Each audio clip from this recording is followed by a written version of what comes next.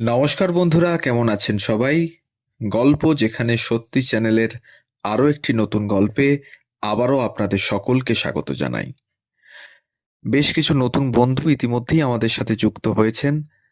আমাদের চ্যানেলের তরফ থেকে তাদের প্রতি আমাদের কৃতজ্ঞতা জানাই, ধন্যবাদ জানাই এবং ভালোবাসা জানাই। আবারও মনে করিয়ে দিই, আমাদের চ্যানেলে নতুন হলে অবশ্যই আমাদের চ্যানেলটিকে সাবস্ক্রাইব করে একটু পাশে থাকবেন। বেল আইকনটিকে প্রেস করে নেবেন পরবর্তী গল্প যাতে খুব সহজে আপনাদের কাছে পৌঁছে যায় তার জন্য। আর যদি ভালো লাগে তাহলে অবশ্যই একটু কমেন্ট করে জানাবেন, আর একটু কাছের মানুষদের সাথে শেয়ার করবেন আমাদের গল্পগুলো। আজ বলবো শচীন কর্তার গল্প।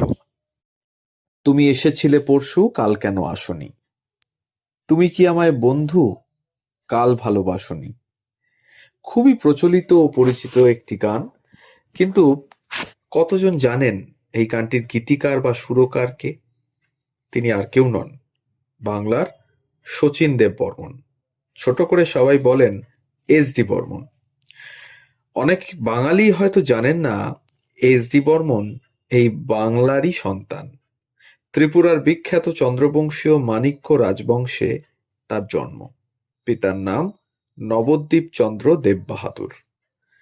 ত্রিপুরার রাজবংশ নিয়ে অনেক গল্প কাহিনী প্রচলিত আছে। রাজা মহারাজাদের জীবনাচরণ নিয়েও আছে অনেক আখ্যান উপাখ্যান।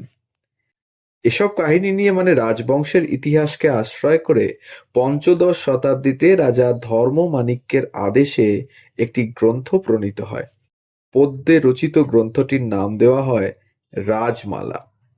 সেই সময় ত্রিপুরা সাম্রাজ্যের অধীনে ছিল নোয়াখালী, চট্টগ্রাম, শ্রীহট্ট এবং কুমিল্লা। তাই এই বইতে এসব অঞ্চলের ইতিহাসও উঠে এসেছে। ছোটবেলা থেকেই একটি সঙ্গীতময় পরিবেশে বেড়ে ওঠেন শচীন দেববর্মন। বাবা ছিলেন একজন সেতার বাদক ও ধ্রুপদী সঙ্গীত শিল্পী। বাবার কাছেই গ্রহণ করেন সঙ্গীতের প্রথম তালিম। ১৯২৫ খ্রিস্টাব্দ হতে ১৯৩০ খ্রিস্টাব্দ পর্যন্ত তিনি সঙ্গীতচার্য কৃষ্ণচন্দ্র দের কাছে সঙ্গীত চর্চা করেন।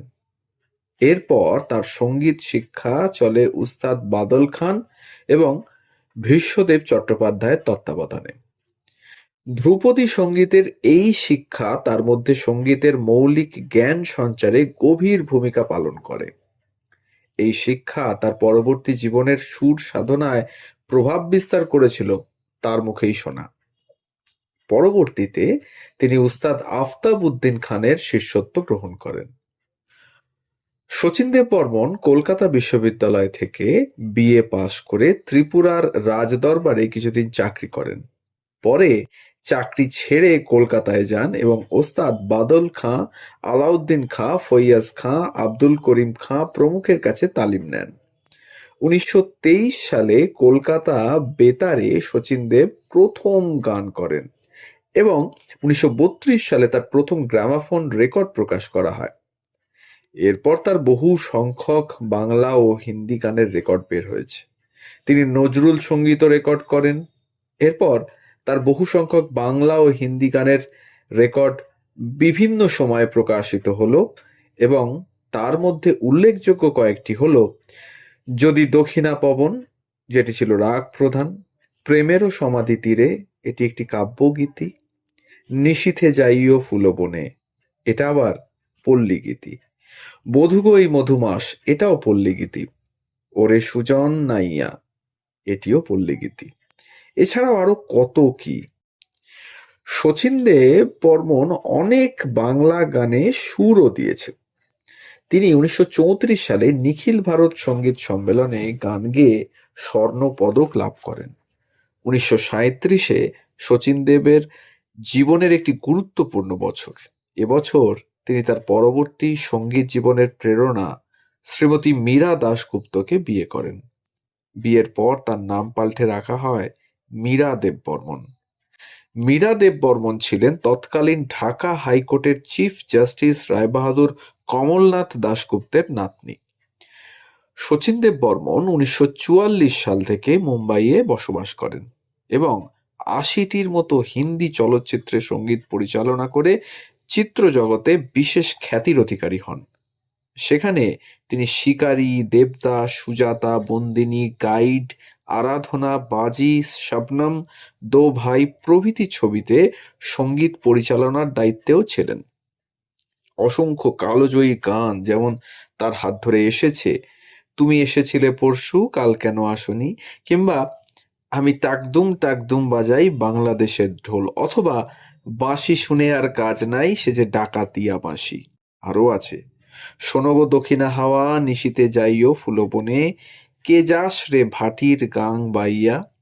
এখানেই শেষ নয়, তুমি যে গিয়াছ বকুল বিছানো পথে, ঝিলমিল ঝিলমিল ঝিলের জলে, আরো আরো আরো কত কি।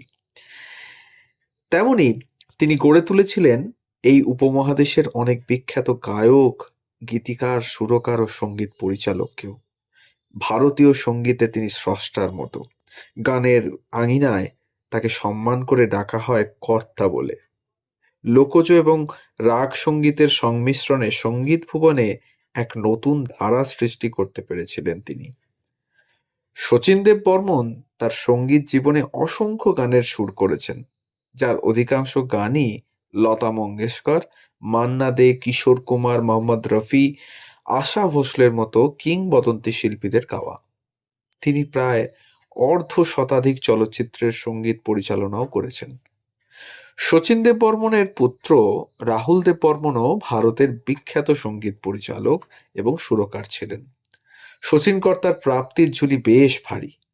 সেই 1934-এ গোল্ড মেডেল দিয়ে শুরু, তারপর এক এক করে ফিল্মফেয়ার, জাতীয় চলচ্চিত্র পুরস্কার, সঙ্গীত নাটক একাডেমি অ্যাওয়ার্ড, BFJA অ্যাওয়ার্ড সহ কত কি। 1969-এ শচীন দেব বর্মনকে দেওয়া হয় ভারতের চতুর্থ সর্বোচ্চ বেসামরিক খেতাব পদ্মশ্রী। পরের বছর শক্তি সামন্তের আরাধনা ছবির সফল হোগি তেরি আরাধনা গানটির জন্য জাতীয় চলচ্চিত্র শ্রেষ্ঠ পুরুষ প্লেব্যাক গায়ক পুরস্কার পান শচীন দেব বর্মন। 4 বছর পর জিন্দেগি জিন্দেগি ছবির সঙ্গীত পরিচালনার জন্য জাতীয় চলচ্চিত্র পুরস্কার শ্রেষ্ঠ সঙ্গীত পরিচালক তিনিই পান। 69টি বসন্ত পার করে শচীন কর্তা 1975 সালে মুম্বাইয়ের একটি হাসপাতালে হৃদরোগে আক্রান্ত হয়ে ইহলোক ত্যাগ করেন। সারাটি জীবন সঙ্গীতের সাধনায় রত থেকেছেন। দেশ বিদেশের বড় বড় শিল্পী, সঙ্গীতকারদের সাথে সঙ্গীত চর্চা করেছেন।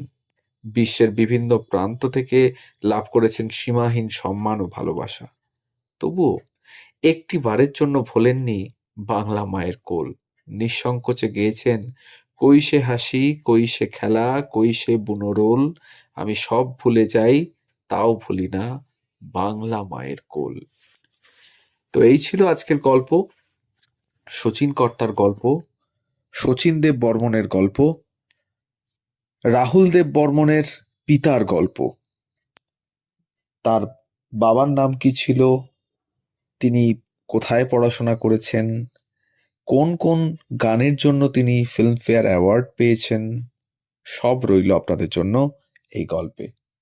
আমাদের গল্প যদি ভালো লাগে তাহলে অবশ্যই আমাদের চ্যানেলটিকে সাবস্ক্রাইব করে একটু পাশে থাকবেন। বেল আইকনটিকে অবশ্যই প্রেস করে নেবেন পরবর্তী গল্প যাতে আপনাদের কাছে খুব সহজে পৌঁছে যায় তার জন্য।